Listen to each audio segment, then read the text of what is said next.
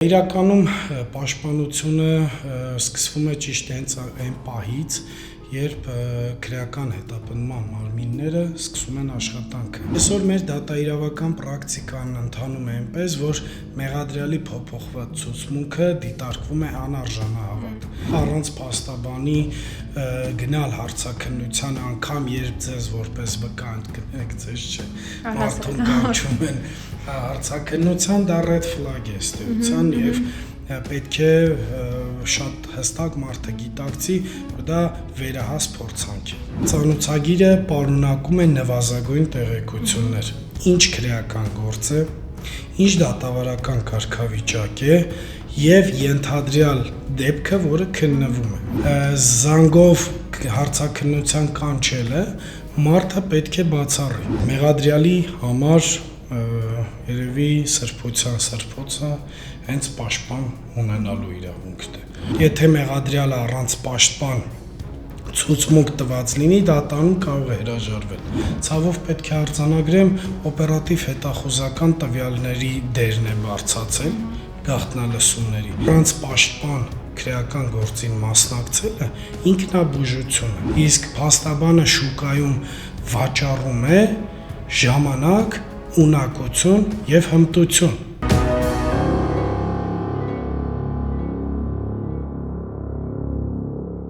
Բարև ձեզ, պարոն Կոչուբաև, շնորհակալություն հրավերն ընդունելու համար։ Մենք այսօր խոսելու ենք քրեական իրավունքից, խոսելու ենք պաշտպանության իրավունքի մասին նախաքննության փուլում, թե անձինք ինչ իրավունքներից կարող են օգտվել կամ առհասարակ եթե խախտվում է պաշտպանության իրավունքը, ինչ մեխանիզմներ կան։ Սկսենք։ Շատ լավ։ Շնորհակալ եմ հրավերի համար, սկսենք։ Սկսենք նրանից, թե երբ վանից է, որ պահից է սկսվում պաշտպանության իրավունքը։ Իրականում պաշտպանությունը սկսվում է ճիշտ հենց այն պահից, երբ քրեական հետապնդման մարմինները սկսում են աշխատանքը։ Բայց շատ հաճախ սա մեր հասարակության մենտալ առանձնահատկությունն է, ժողովրդի լեզվով ասած ոտկախ լինեն, հասկանան թեման ինչպես է զարգանում։ Մինչդեռ փորձը ցույց է տալիս, որ քրեական վարույթներում ճիշտ արձագանքի պահը հենց ամենասկիզբն է, որովհետև ապացույցների ամենակարևոր, ամենավորոշիչ պահը հենց վարույթի սկիզբն է։ Դեպքի վերաբերյալ վարույթի նախաձեռնումը, դեպքի վայրի զննությունը, բնակարանի խուզարկությունը, որպես կասկածյալ առաջին հարցաքննությունը, որպես մեղադրյալ առաջին հարցաքննությունը եւ ամենաճիշտ պահը հենց սա է, որովհետև քիչ չեն դեպքերը, երբ մեղադրյալը արդեն իսկ հարցաքննված է լինում, տալիս է դեպքի վերաբերյալ հստակ իր վարկածը եւ հետո շատ դժվար է լինում աշխատել այդ տրված ցուցմունքի հետ։ Իսկ այսօր մեր դատաիրավական պրակտիկան ընթանում է այնպես, որ մեղադրյալի փոփոխված ցուցմունքը դիտարկվում է անարժանահավատ։ Դատարանները մշտապես նախապատվությունը տալիս են մեղադրյալի առաջին ցուցմունքին։ Բնականաբար, երբ սկսել պաշտպանությունը հենց առաջին իսկ պահից։ Այսինքն արևմուտքում օրինակ կա, չէ, ընտանեկան փաստաբանի գաղափարը եւ մարդիկ պահում են փաստաբան հենց այդպիսի դեպքերի համար, հենց ցանկացած խնդիր, որ արագ արձագանքեն։ Իսկ մեր ժողովուրդը սովոր է, մի հատ տեսնենք քննիչն ով է, դատախազն ով է, դատախազի հորողբոր տղեն ով է, մի հատ փորձենք հասկանալ, կարգավորել եւ այլն, եւ շատ ուշ է լինում։ Այսինքն, եթե մենք խոսում ենք պաշտպանության իրավունքի սկզբից, դա պետք է հասկանալ հենց ամենաառաջին քայլը։ Կանչվել եք հարցաքննության, պետք է սկսել պաշտպանվել։ Եկել են բնակարանը խոզարկելու, պետք է պաշտպանվել, առերևույթ նկատում եք օպերատիվ հսկողության տակ եք, պետք է պաշտպանվել։ Կամ արդեն զգում եք, որ կասկածյալի կարգավիճակում եք, պետք է էլի դրանից այդ պահից որովհետև տեսեք, աշխարհը զարգացավ, բայց մեր պրակտիկան դեռևս մնաց, երբ անձին որպես վկա հրավիրում են հարցաքննության, ինքը որպես վկա ցուցմունք տալուց հրաժարվելու իրավունք չունի։ Պարտականություն է։ Այո, դա պարտականություն է եւ քրեական օրենսգրքով հարկադրանք կա դրա վրա, եթե մարդը ցուցմունք չտա։ Իսկ այն պնդումը, որ այս ցուցմունքը կարող է իմ դեմ օգտագործվել, դա հաճախ ռեպրեսիվ է կիրառվում, որ ասում են ձեր դեմ չենք օգտագործելու։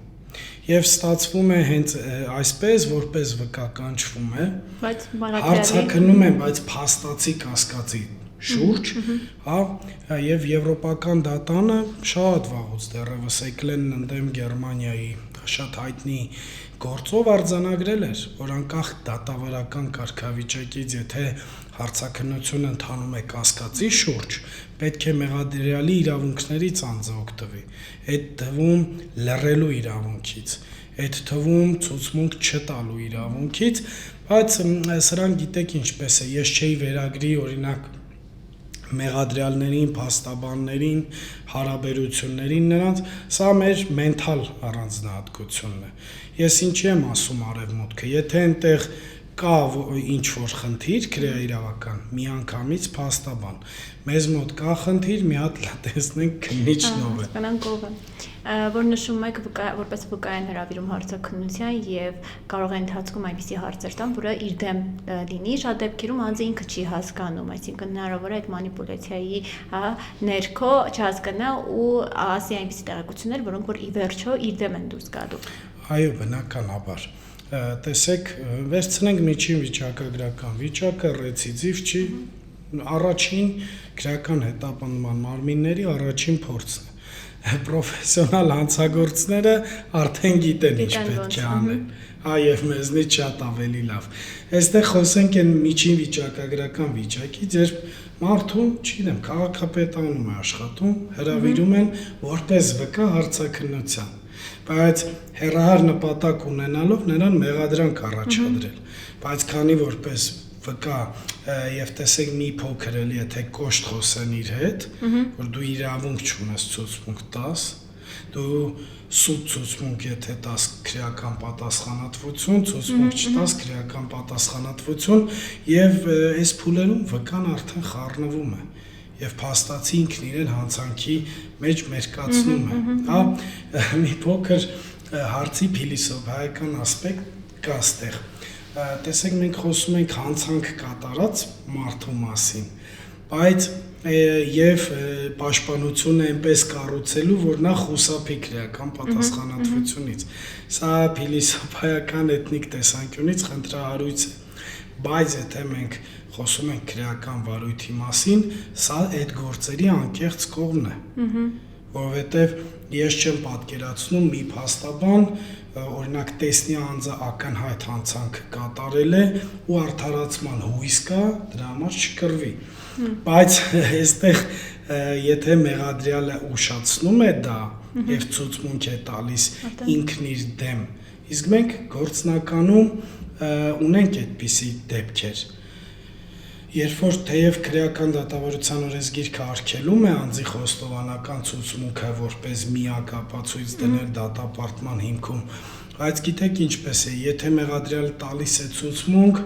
վարույթն իրականացնող մարմին շատ հեշտ է ադապտացվել այդ ցուցմունքին ու ձեռք բերել դա ամրագրող ապացույցներ։ Հետևաբար ինչ անել էստեղ առանց փաստաբանի գնալ հարցաքննության անգամ երբ ձեզ որպես վկա ընդգնեք ձեզ չէ մարդուն կանչում են հարցաքննության դա red flag է ըստեյության եւ պետք է շատ հստակ մարդը գիտակցի որ դա վերահաս փորձանք է որ ասում եք որպես վկա են հրավիրում, շատ դեպքերում լինում է, որ հեռախոսազանգով են հրավիրում անձանց ու չեն ներկայանում, այստեղ որոշակի խնդիրներ կա, չէ՞, պետք է պատշաճ կարգով ծանոթում ուղարկեն տվյալ անձին ու ասեն, թե ինչի համար են նրան հրավիրում։ Այո, նախ դա քրեական դատավարության օրենսգիրքի պահանջն է։ Հետո դա մեզ ստրատեգիական առումով կարևոր է, որովհետև ծանոթագիրը պարունակում է նվազագույն տեղեկություններ, ինչ քրեական գործ է, ինչ դատավարական կարգավիճակ է եւ ենթադրյալ դեպքը, որը քննվում է։ Օրինակ, գողության վերաբերյալ այսինչ գործով դուք կանչվում եք հարցաքննության։ Եվ երբ ինձ զանգահարում են, ասում են, դե քննիչը զանգեց, ասեց արի վկա ես, անկախ նրանից, անկախ իրավիճակից, ես ասում եմ պահանջել գրավոր ծանոթագիր։ Նախ սա մեր, այսպես ասեմ, գարանտինի տալոնն է, որ մեզ սրա համար էիք կանչել, ինչի վերաճեց սա մեկ այլ բանի, կամ դուք ինձ որպես վկա եք կանչե չպարզաբանելով, օրինակ, որ կասկածի շուրջ եմ հարցակ քննվում, որովհետև այդ դեպքում կգործեր պաշտպան ունենալու ռեժիմը, այլ ոչ թե փաստաբանի հետ ներկայանալու եւ նմանատիպ շատ խնդիրներ, այսինքն զանգով հարցաքննության կանչելը մարդը պետք է բացառի, պետք է պահանջի եւ դա նրա իրավունքն է, որ ուղարկել գրավոր ծանոթագիր, նշելով, որ գրական գործով եմ կանչում, ով է քննիչը, որ հոդվածի վերաբերյալ է քննվում գործը եւ իմ հստակ կարգավիճակը, որպես վկա եմ գալիս կասկածի շուրջ, թե գալիս եմ սովորական վկա։ Շատ դեպքերում այդպես որ անում են, մարդիկ վախենում են ու նույնիսկ արձագանքում են քննիչին, որ առանց ծանոթման չեն գա։ Ունեցել եք ձեր պրակտիկայում նմանատիպ ձեր վստահողներ ունեցել նմանատիպ խնդիրներ ու որ առանց ծանոթագրի չեն գնացել։ Եթե չեն գնացել, ինչ-որ իրավական հետևանքներ առաջացել է, թե չի առաջացել կամ ինչպես պաշտպանվել այդ դեպքում։ Բնականաբար խնդիր չի կարող դա առաջացնել, բայց գիտեք ինչպես է քննիչները մեղմ ասած լավ չեն նայում դրան։ Այսինքն տրամադրվածություն է ստեղծվում։ Մինչդեռ այսպես երկուստեք պետք է մենք բալանսավորենք։ Մենք քննիչները եւ այլն եւ հասկանանք խաղի կանոն կա։ Ինչպես յուրաքանչյուր խաղ ունի իր կանոնները, քրեական գործերն էլ ունեն իրենց կանոնները, որոնք գրված են քրեական դատավարության օրենսգրքում, եւ որպեսզի մենք իրարից չնեղանանք, եկեք աշխատենք այդ կանոններով։ Ուզում ա օրենքը ծանոթագիր, պետքա ուղարկվի ծանոթագիր։ Թե չէ հեռախոսով կանչելը, իսկ ինչի եմ գալիս։ Հնարավոր է չէ՞ որպես վկա կանչի ու ձերբակալի։ Կարող է։ Իսկ դրա հավաստիքը ո՞րն էր, հետո մենք ինչպես ենք ասելու, դե զանգեց, ասեց վկա է Սարի։ Եվ այս խնդիրները չեզոքացնելու համար լուծումը մեկն է՝ ծանոթագիր փաստաթղթային տեսքով։ Եվ անպայման չէ թուղթ։ Քրեական դատավարության օրենսգիրքը թույլատրում է նաև էլեկտրոնային ծանոթություն։ Մեյլ արա, WhatsApp-ին հաղորդագրություն ուղարկի։ Հա, հավաստում, որ ես կանչվել եմ քո կողմից։ Ձեզ պրակտիկայից դեպք պատմեմ, ուրեմն ունեցել ենք տուժողը հարցակ քննվել է գիշերը 3:30 եւ վկայի հետ առերեսվել է 3:40։ Այսինքն 15 րոպեվա 15 րոպեվա մեջ։ Ընդ որում նայեք, մենք հարց ենք բարձրացնում։ Եթե տուժողը տվել է վկայի ցուցմունքին հակասող ցուցմունք, հետևաբար դու գիշերը 3:30 ես իմացել, որ ցուցմունքները հակասեցին։ Հարց ենք բարձրացնում, բա վկան ո՞նց հայտնվեց վարույթն իրականացնող մարմնում։ Մի գիշերվա կես։ Եվ այստեղ հասկանալի է, չէ՞, որ իր սկզբանե պայմանավորվել են, երկուսին կանչել են, ասել են դու ես ցուցմունք կտաս, հետո քեզ հետ կառերեսվենք, պնդեք, եւ այստեղ ստեղծվել է այդ ապացույցը։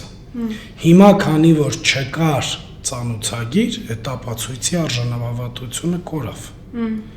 Նու բնականաբար իօքուդ մեզ տվյալ պարագայում, բայց սա վարույթն իրականացնող մարմինն է պետք է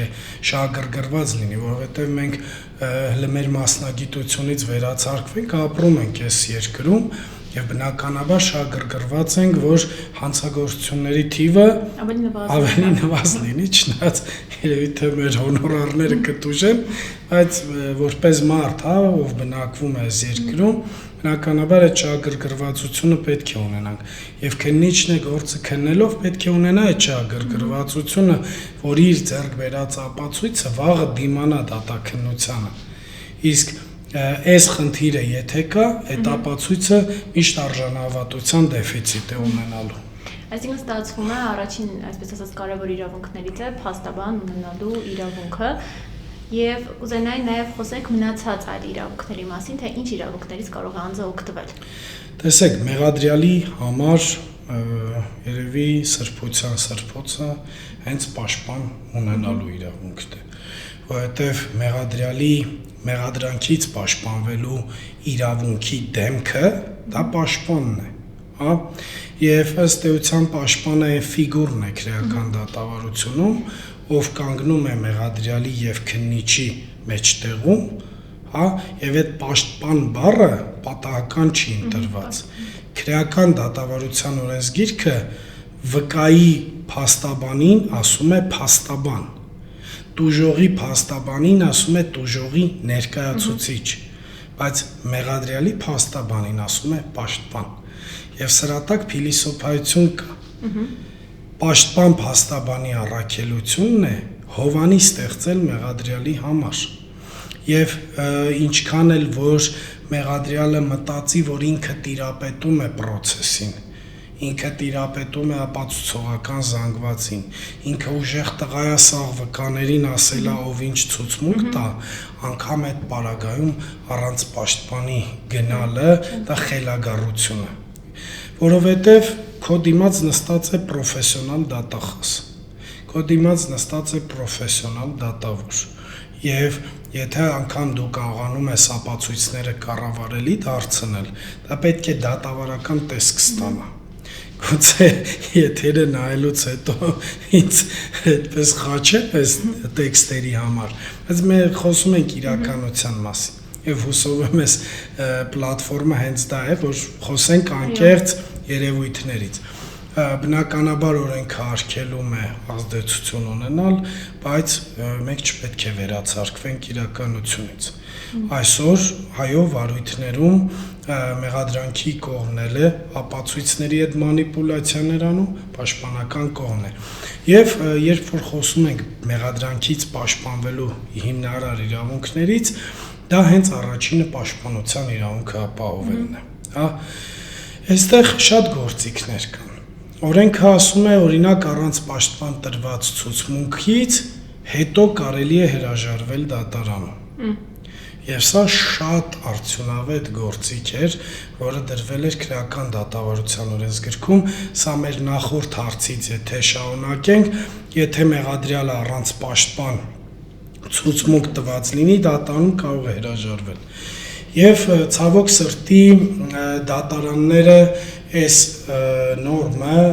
կիրառեցին եւ հիմա շարունակում են մեկնաբանել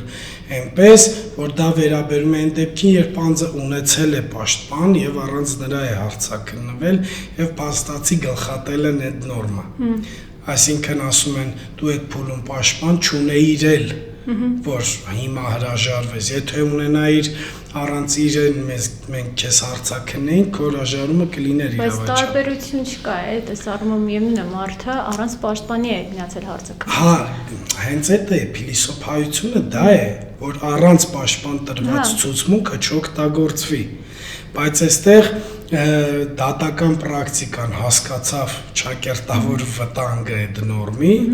եւ այն որ ամենակարևոր ապացույցն է օրինակ խոստովանական ցուցմունք, որից մեղադրյալը հրաժարվել է հողում կատարելով իր պաշտպան չունենալուն, փաստացի գլխատվեց։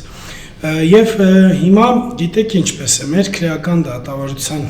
օրենսգիրքը ճիշտ է բարեփոխվեց, մենք 21 թվականին ունեցանք, բայց դրանում ինկվիզիցիոն դատավարության էլեմենտները պահպանվել են։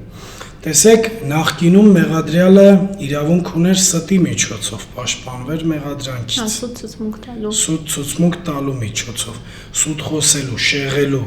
հա։ Ներկայումս անգամ մեղադրյալի համար սահմանվել է քրեական պատասխանատվություն սուտ ցուցմունք տալու համար։ Դրա լավագույնը լռելն է։ Հա, այսինքն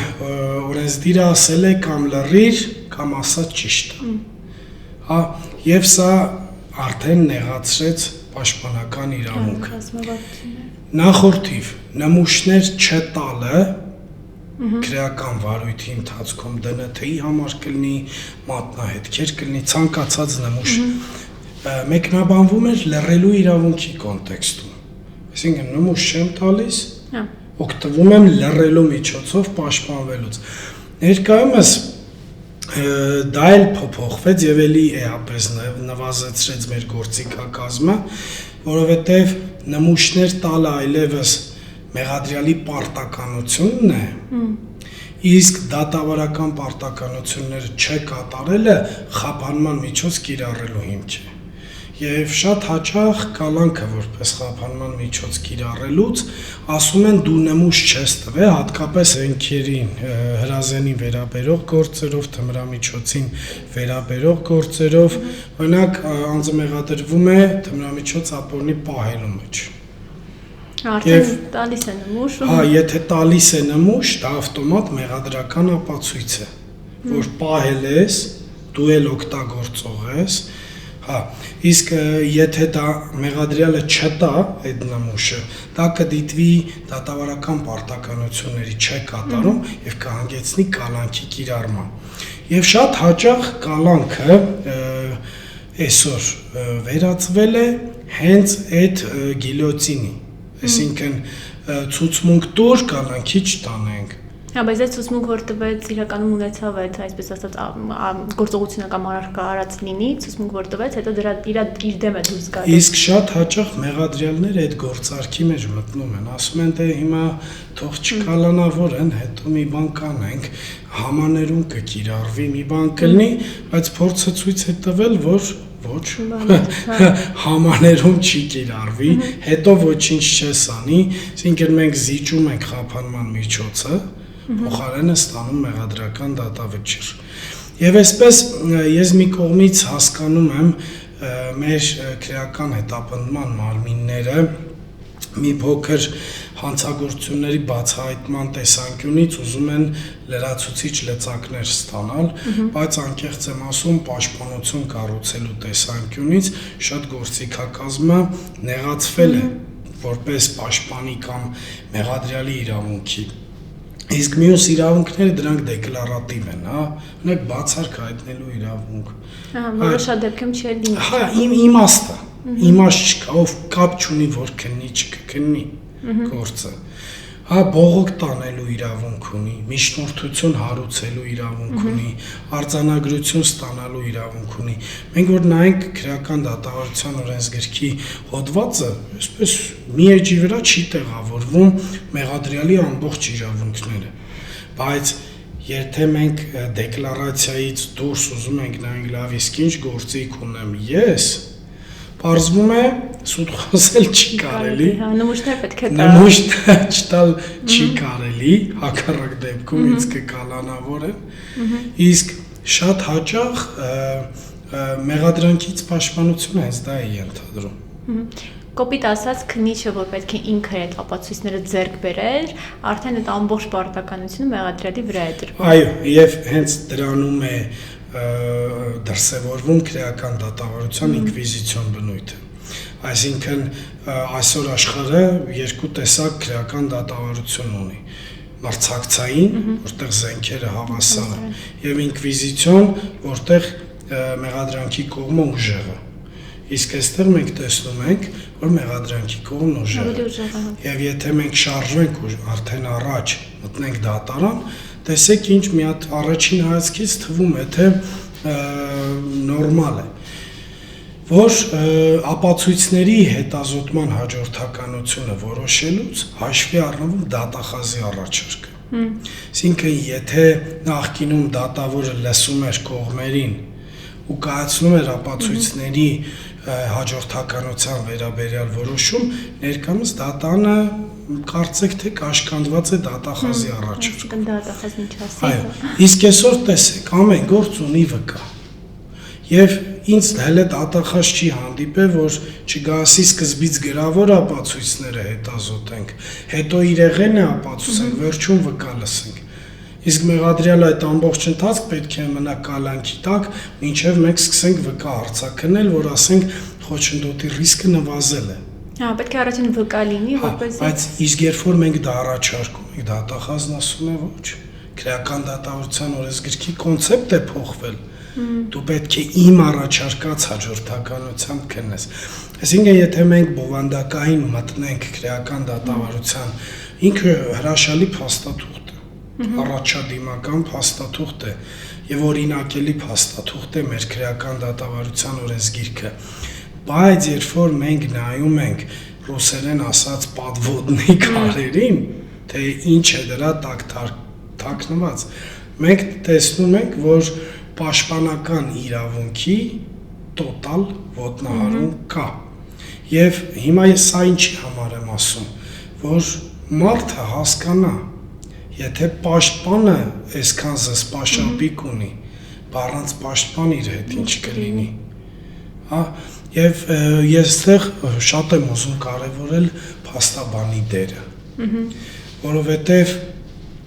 ցավոք սրտի ես մի միտում եմ տեսնում, որը շատ երկար ժամանակ կարծեք թե վերացել էր, մարդը էլ չի փնտրում փաստաբան, մարդը ծանոթ է փնտրում։ Համտածելով որ ծանոթը իրեն ավելի ծանոթի միջոցով,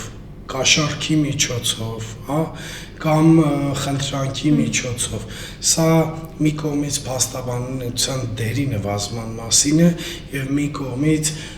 դատաիրավական համակարգի կոռումպացվածության արդյունքն է։ Ոչ թե կաշառքի տեսքով, այլ զանգովի արդարադատության կամ ճնշումների միջոցով կալանքի ստացման։ Մենք այսօր անգամ ունենք գործեր, երբ քննչականն ու դատարանը սինխրոնիզացված աշխատում են։ Օրինակ պետությանը պատճառված վնասի հարց կա, մինչև մեղադրյալը չլուծի,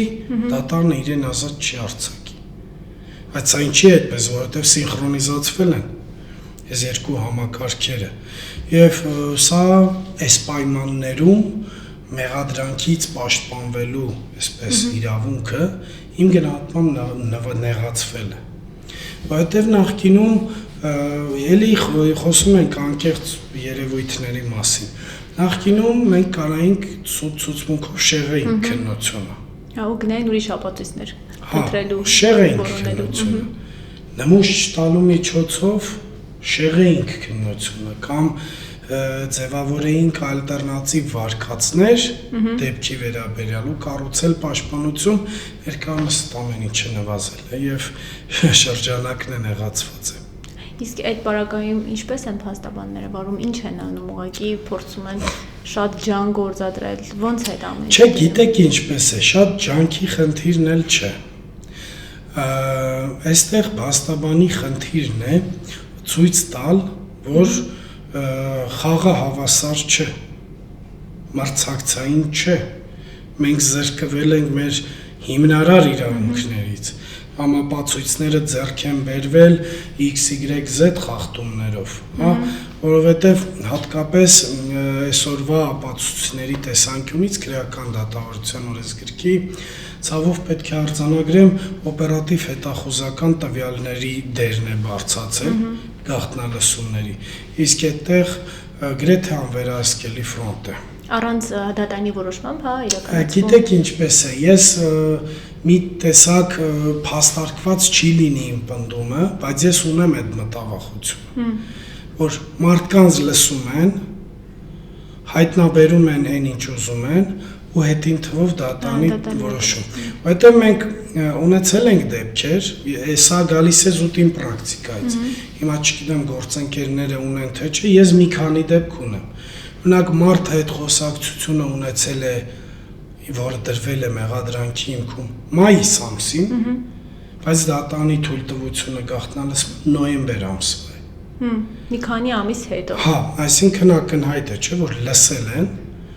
հետո երբ որ պահը եկել է օգտագործման, հետին թվով վերցրել։ Եվ ցավոք սրտի անգամ գաղտնալսումների պարագայում անգամ փաստաբաններին են լսում։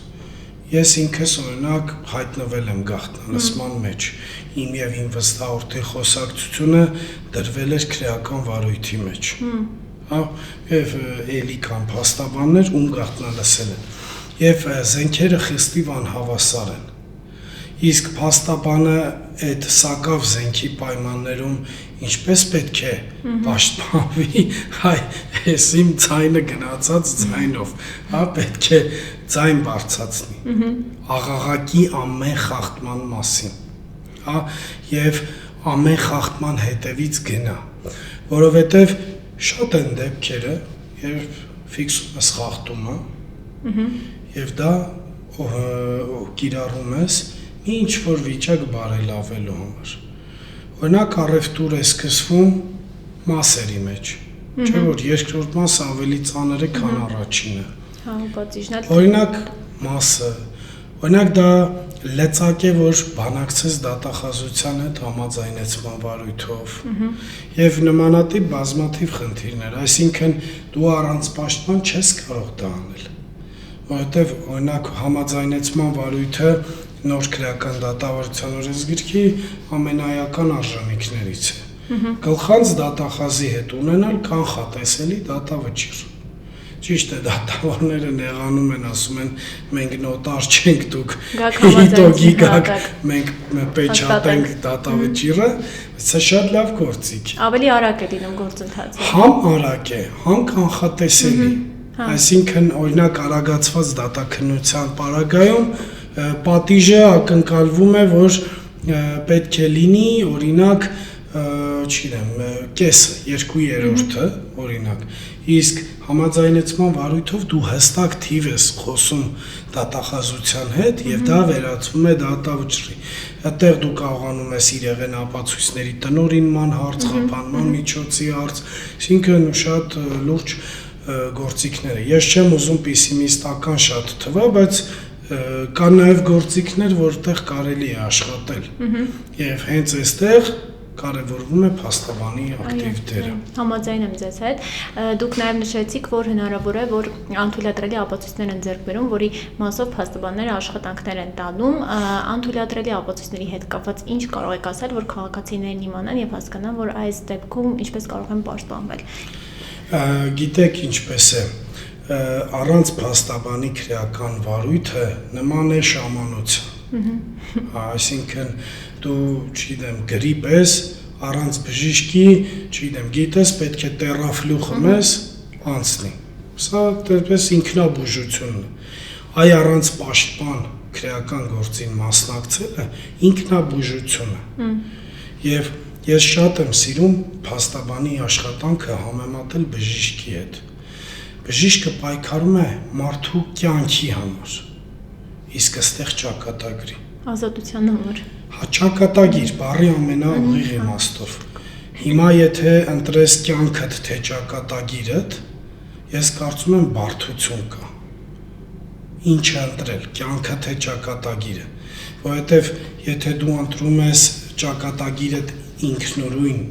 որոշելու, ինքնաբուժելու դա քեզ տեղ չի հասցնելու։ Շատ քիչ են եղել դեպքեր, երբ մեղադրյալը կարողացել է ինքնուրույն շատ որակյալ պաշտպանվել։ Հիմա թույլատրելի ապացույցների մասը, տեսեք, ապացույցները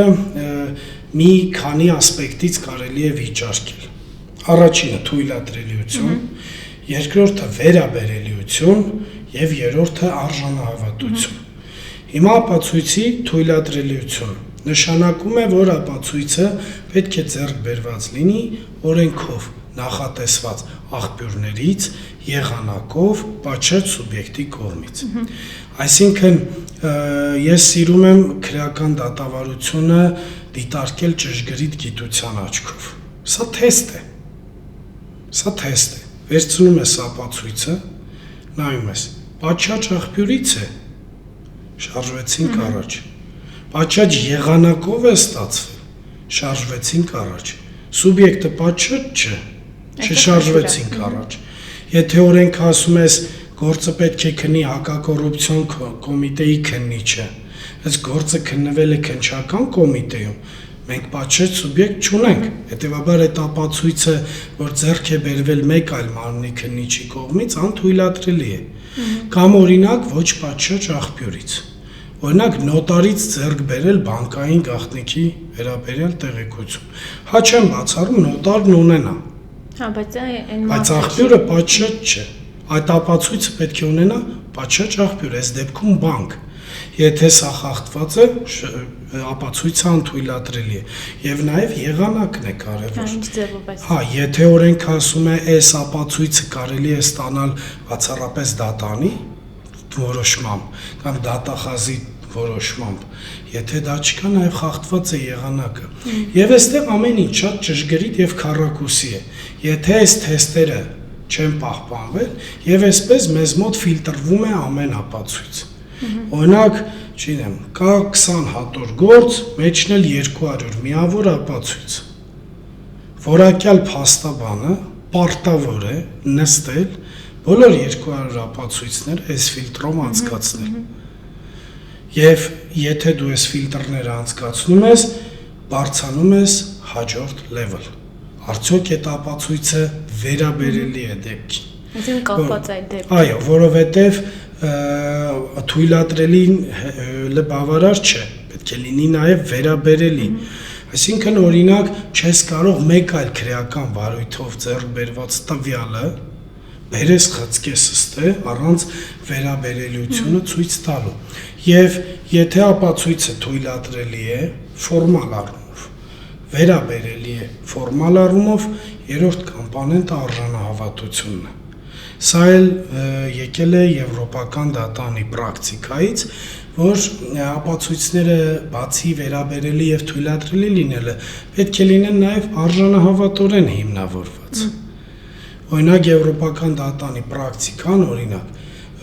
ոստիկանների, մենակ ոստիկանների ցուցմունքները արժանահավատ տվյալներ չեն։ Անկան 10 ոստիկան ասի այս մարդը հանցանք է արել մեր աչքի առաջ, եթե չկա երկրորդ տվյալը, 10-ի ցուցմունքներ արժանահավատ չէ։ Եվ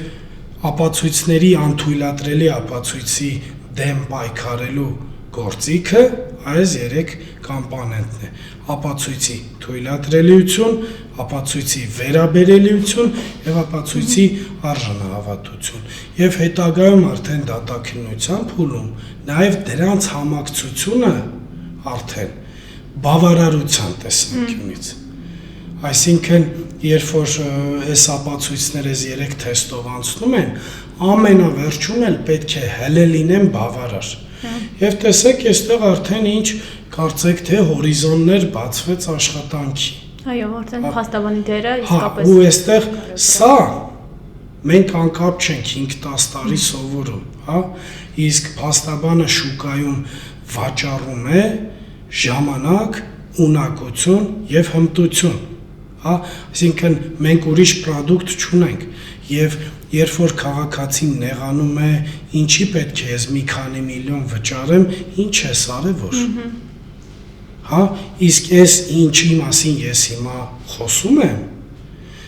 սա ես խոսում եմ, որովհետև 4 տարի բակալավրում եմ սովորել, որովհետև մագիստրատուրա եմ սովորել, ու նաև որովհետև ասպիրանտուրա եմ սովորել, թեկնածուական թեզ եմ գրել ու մի 10 տարի, հա, բեքափ ունեմ, այ դու դա ես վճարում, դու ոչ թե վճարում ես, որ ես քո հատորը կարդացի, ու այսքանը դուրս բերեցի, այլ դու վճարում ես իմ բեքափը,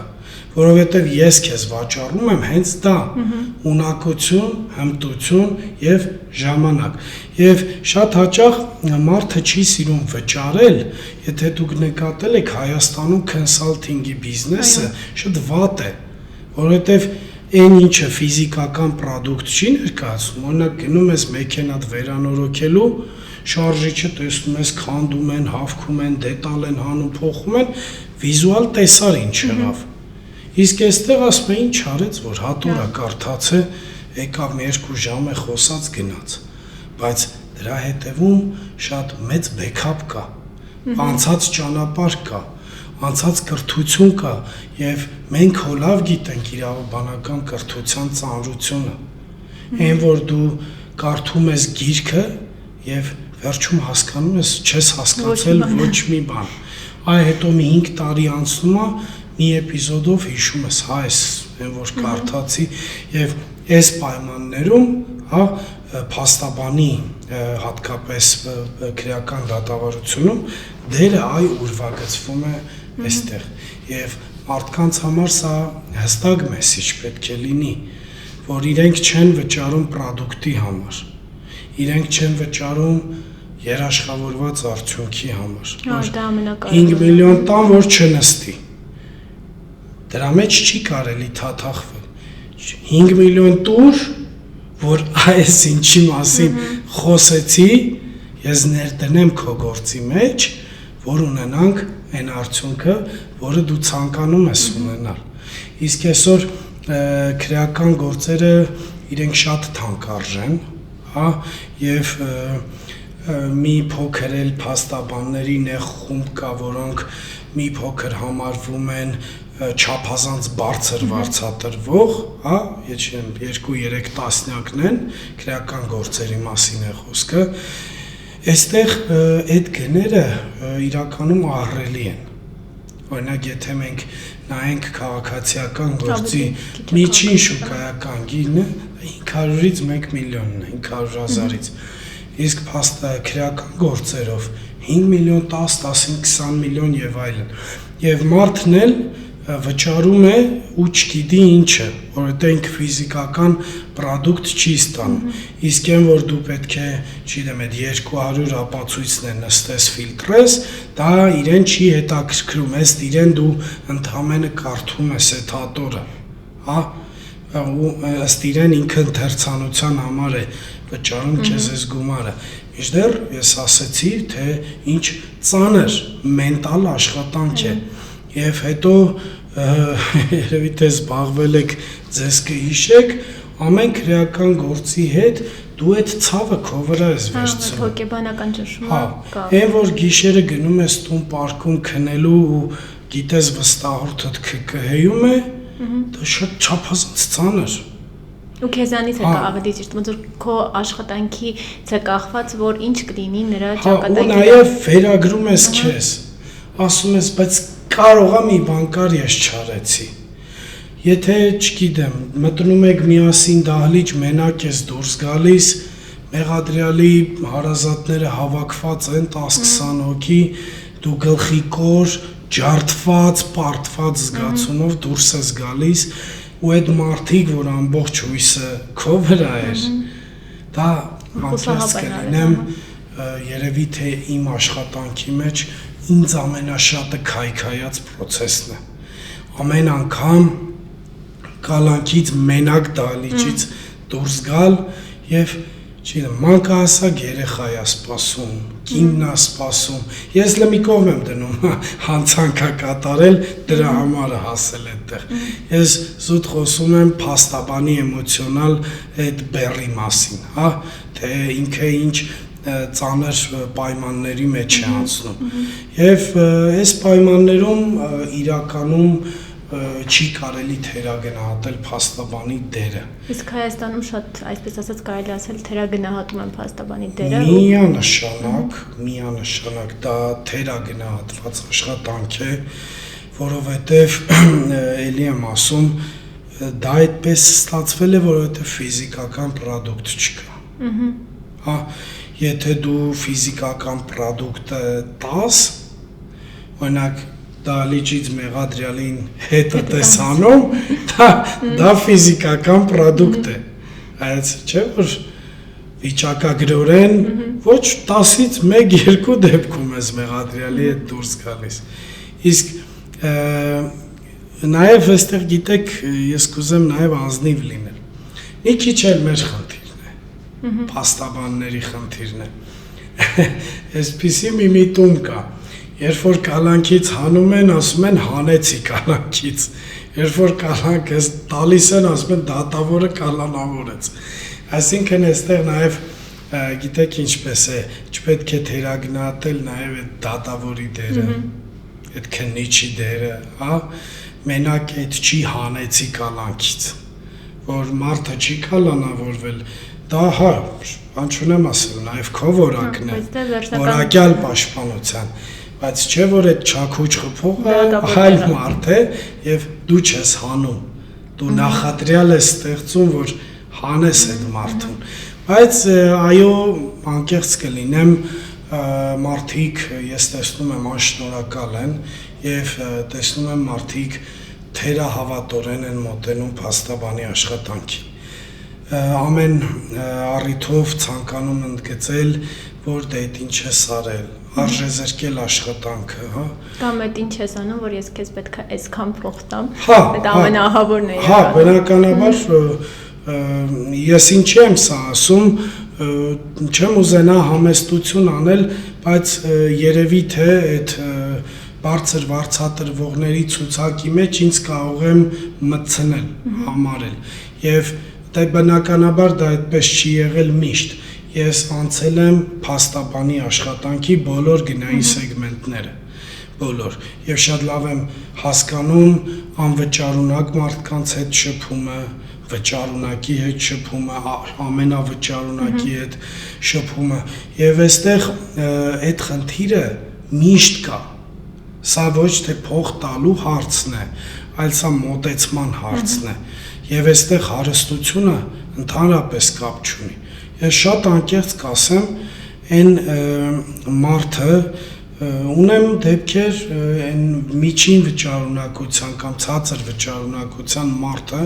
կվաճառի իր վերջին օպելը, կբերի քո գումարը կտա, բայց հարուստները շատ ավելի վատ են վճարում։ Ճիշտ է։ Հա, եւ սա ինձ համար իրականում տրամաբանությունը ես երբեք չեմ կարողացել հասկանալ, բայց վճարունակ մարդը փաստաբանին շատ ավելի, այսպես գծուց է վճարելուց, հա, ձեռքը պինդ է, քան այն մարդը, ով մի փոքր վճարունակության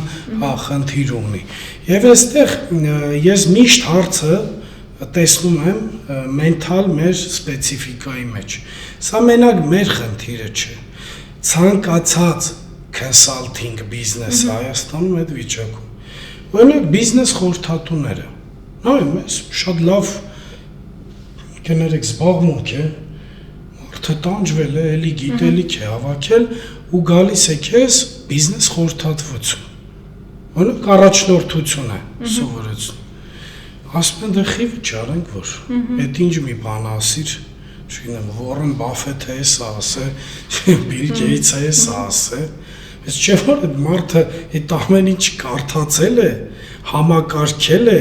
մեթոդաբանություն է ձևավորել, որ գա քեզ սովորացնի։ Նույն խնդիրն է, Հայաստանում consulting-ի բիզնեսը այսպիսի աղետալի վիճակում է, որովհետև չկա ֆիզիկական պրոդուկտը, որովհետև չես շոշափում դա, հա, այ բիզնեսում էլ է, չէ, այդպես մարդիկ անշարժ գույքը սիրում են, որովհետև պատկա կարաս գնաս ձեռտաս ասես էս իմ գույքն է, բայց այսօր մարդիկ չեն մտնում արժեթղթերի շուկա, որովհետև ինչ որ, չգիտեմ, քո բրոկերային հաշվին մի հատ թիվա, որ դու այսքան ինվեստիցիոն փաթեթ ունես։ Մարդիկ այդտեղ չեն ուզում մտնել, որտեղ գույքը լավ է, գույքը ձեռք ես տալիս, հա, տեսնում ես։ Այ մոտավորապես նույն հոգեբանությունը այստեղ է, դու պրոդուկտը չես տեսնում։ Եվ ցավալի է իհարկե, երբ որ մարդը արդարացվում է, արա ասում են հալալ էր, էլի ես դատավորին։ Հա, բայց փաստաբանը ինչ որ արդարացրեց, տեսար, ինչ լավ դատավոր էր։ Իրականում պետք է շնորհակալ լինես դատավորին։ Այն որ անաչառ գործդ քննեց, դա արդեն երախտիկի արժանի, բայց չէ որ այդ դատավորը, հələ մի հատ եկեք սենց նայենք, ես դատավոր եմ, իմ մոտ եկել է մի հատ դատախազ, ասում է, այս մարդը հանցանք է արել, որովհետև SSS, այն պաշտպանն ասում է հանցանք չի արել, որովհետև SSS, ու ես դեպքին չեմ մասնակցել, իրենք երկուսը մասնակցել են։ Այն մարդը հանցանք արել կամ չի արել, այնտեղ ինտենսիվ մի տարի գործա քննվե, ապացույցը հավաքվե, իրենք իրար հետ սաղ գիտեն։ Ես նեյտրալ մարդ եմ, իմ ներքին համոզմունքը ձևավորում ես երկու կողմին լսելուց։ Իսկ որ դու արդարացվել ես, շակում ես կողմը, հա, կարողացել է նախադրյալ տալ դատավորիդ, իրավական լուծում տալ դատավորին, որ ինքը այդ որոշումը կայացնի։ Բայց այդպես է, ցավոք սրտի մենք գոնե ես համակերպվել եմ, որ անհաջողություններն են իմը, հաջողությունը դատարանինն է։ Հա, ճիշտ է, որ ասեմ, երբեմն այդ հարցը բարձանում է, այդ հիասթափության նոտաները մշտապես գլուխ են բարձրացնում, բայց ես հիշում եմ մշտապես մեր լուսահոգի գործընկերներից Սեդրակ Ասատրյան ասում էր, որ սա առաքելություն է, եւ եթե դու սրան նայես մաքուր աշխատանքի պրիզմայով, իսկ ինքը ինձ համար տարօրինակն այն էր, որ ինքը որպես կոնցերն դիալոգի հիմնադիր, թե մեր իրավաբանական բիզնեսի շուկայում ամենաառաջատար ընկերություններից մեկն է, ինքը որ այդպես իրավաբանությունը վերածել էր բիզնեսի, այսինքն բիզնես ինդուստրիայի, ինքը ասում էր սա առաքելություն է նաև բիզնեսից դուրս, փող աշխատելուց դուրս, առաքելություն է նաև։ Իսկ առաքելությունը հենց այդպիսի բան է։ Անշնորհակալ զբաղմունք է, հա, որովհետև դու ամեն ինչ անում ես, անհաջողությունները քոնն են, հաջողությունը օբյեկտիվ դատարանին է։ Եվ այսպես է իրականությունը, բայց գիտեք ինչպես է, երբ որ ինձ հարցնում են, չգիտեմ, ինչ այդպես գաղտնի գործիք ունեք կամ որն է ձեր հաջողության բանաձևը, ես ասում եմ, ես ունեմ մեկ գաղտնի գործիք, ես փաստաբան եմ։ Այսինքն քո գաղտնիքը հենց այդ արտոնագիրն է, որ դու ունես քո կախարդական փայտիկը, հենց այդ արտոնագիրն է, հա, եւ անկեղծ կլինեմ այդ հիասթափությունից դուրս կա նաև մի փոքր հպարտություն, որ դու այս մասնագիտության գրողն ես, հա, եւ բարեբախտաբար այդ հիասթափությունները ժամանակի շատ քիչ մասն են, որովհետեւ գիտեք ինչպես է, հատկապես իմ նման փաստաբանների դեպքում, երբ դու միայնակ փաստաբան չես, այլ ընկերություն ունես, դու ունես միաժամանակ մի քանի խնդիր, մնալ փաստաբան, մնալ շուկայում, դիմանալ մրցակցությանը, հա, իրավաբանական բիզնես կառուցել, պահել առաքելություն, պահել մարդասիրություն, հարկայինի հետ աշխատել, չգիտեմ, այսպիսի SMM, չգիտեմ, մի խայտառակություն։ Այդ արդեն նոր է, SMM։ Հա, չէ, անկեղծ ես այսօր ասում եմ, փաստաբանությունը լրագրությունից դուրս գլոբալ ասեմ, հա, PR-ի տեսանկյունից, առանց մամուլի, առանց այս խոսափողի չի կարող լինել որակյալ փաստաբանություն։ Այո։ Անկեղծ կլինեմ եւ երբ ինձ օրինակ հրավիրում են հարցազրույցի, ես հասկանում եմ, որ ես ստացել եմ եւս մեկ հնարավորություն ցույց տալու ես ով եմ։ Ինչը ես հիմա ձեր դիմաց եմ անում։ Հա, վաղը սա եթեր է գնալու եւ մարդիկ սա տեսնելու են, սա իմ համար շանս է ցույց տալ իմ որպես փաստաբանի կերպարը։ Եվ այսօր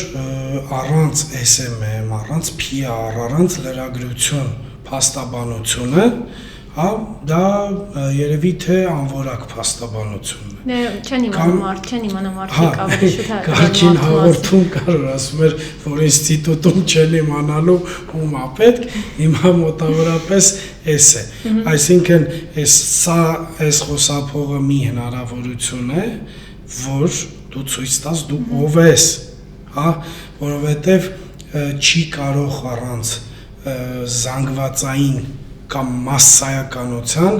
լինել փաստաբան։ Հա, բնականաբար ժամանակ կար մարդիկ չունեին ոչ հնարավորություն, այլ այսպես ընդունված չէր լուսաբանել դատական նիստեր, եթե չգիտեմ, այդպես հատուկ քաղաքական կոնտեքստ չէ։ Իսկ այսօր մենք տեսնում ենք, որ հնչեղություն ունեցող գործերը լուսաբանվում են։ Մենք լրագրողների լուպայի տակ ենք եւ նաեւ փաստաբանը խնդիր ունի լրատվության հետ հետադարձ կապեր ապահովել, հա, եւ ինձ համար ընդունելի չի լրագրողին ցրել, հա, կամ լրագրողի հետ չհամագործակցել, որովհետեւ ի վերջո փաստաբանի աշխատանքը դա հրապարակային հանրային գործունեություն է։ Իսկ հանրային ցանկացած գործունեություն պետք է լինի թափանցիկ եւ տեսանելի։ Իսկ լուսաբանումը դրա ցանկացած ֆորմատ, կլինի ոդքասթ, կլինի հաղորդման հյուր, կլինի լրագրողին հարցազրույց տալ, ցանկացած պլատֆորմ այսօր փաստաբանը պետք է օգտագործի։ Նաեւ ինքն իր վստահորդների հետ խոսելու, որովհետև հիմա ես ձեր հետ եմ խոսում, բայց խոսում եմ նաև իմ վստահորդների հետ, իմ վաղվա վստահորդի հետ եմ խոսում, որ մարդը փաստաբան ընտրելուց ասեն Նարեի մոտ մի հատ փաստաբան կար, ոնց որ լավ բաներ էր ասում, հա, այսինքն այդ հանրային ընկալումը ձևավորվում է հենց այստեղ, Ոչ թե լավ ու վատ գործերը անելով, այլ նաև այդ աշխատանքը ներկայացնելով։ Որտեղ ի վերջո մարդը ինչից է դժգոհ, ինֆորմացիայի բացակայությունից։ Իսկ սա հենց այդ մեթոդներից մեկն է խոսել մարդկանց հետ եւ մարդը իմանա ինչ է, մենք հիմա շատ լայն թեմաներ ենք քննարկում, բայց սա օգտակար է մարդու համար, վաղը մյուս օր որոշում կայացնելուց կամ օրինակ քրեական հետապնդման մեջ ընկնելուց հետո հասկանա ինչ անի ինքը դրա հետ։ Հա, իրականում կարելի ասել ոդկասթը հենց դրա համար է ստեղծվել։ Հա, իրականում լավ բան է։ Հա, անկեղծ իմ առաջին ոդկասթային ֆորմատն է, բնականաբար ձեզ մերժել չէի կարող, բայց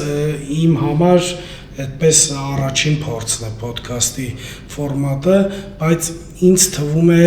մարդիկ փողկապներից հոգնել են։ Այո։ Մարդկանց պետք է հարամատչելի, առանց հակնոցների եւ փողկապի, հա, փորձել խոսել ճշմարտություններից։ Իրականում Եթե ես հիմա գայի քրեական դատավորության օրենսգիրքը նախատեսում է այս հոդվածը եսիմինչ, մարդուն պետք չէ։ չէին հասկանա իրականում։ Համ չէին հասկանա, համ պետք չի։ Դրա համար այս ֆորմատը կարծում եմ լավագույնս կլուծի մարդկանց իրազեկման խնդիրները, բարձ հանրամատչելի դիալոգի ֆորմատով հասկանալ ի վերջո ինչի մասին է խոսքը, այսօր քրեականը կլինի, վաղը ժառանգությունը կլինի, մի օր այն մեկը կլինի եւ սա կարծում եմ շատ լավ պլատֆորմ է։ Շնորհակալություն պարոն Կոչուբաև, իրականում այո այսօրվա թեման, որ դուք ներկայացրիք, շատ պարզ էր, հանրամատչելի էր ու կարծում եմ, որ շատ արդյունավետ էր նաև այն քաղաքացիների համար, ովքեր որ միգուցե նման իրավիճակում են հայտնվել կամ նրանց, չգիտեմ, ազգականները կամ հարազատներն են հայտնվել։ Շատ շնորհակալություն ձեզ։ Ձեզ եմ շնորհակալ։